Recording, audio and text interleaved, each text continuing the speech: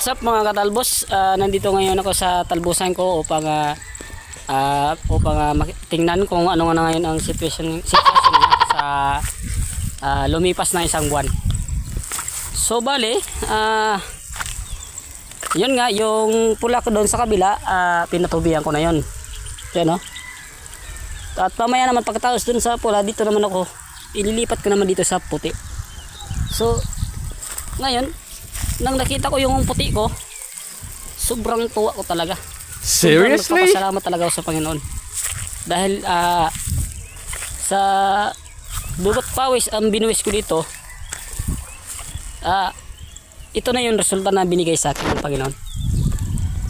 Yan, no? Wow! Sa isang buwan na pag-antay ko, sa Martes na pitasin na to, papipirahan ko na to. Ay Diyos ko Lord, salamat po. Aray ka. Tingnan nyo naman, nauna pa sa damo magkapal yung talbos. Nung nakaraang linggo kinapon ko yan, nakaraang buwan kinapon ko na to. So bali, yung kinapon ko dyan, inilipat ko dito sa gitna at doon sa dulo. Ngayon, isang linggo lang yan, buhay na sila. Wow! Isang linggo, araw-araw dilig, agat hapon, dilig na dilig, kasi ngayon tag-araw na, kaya mahirap talaga magpatubo ng talbos sa tag-araw. Kaya kailangan tiis-tiis tayo dito sa dilig-dilig muna. So ngayon, nakarang araw nakikita ako ng talbos doon sa mga pinsanan ko.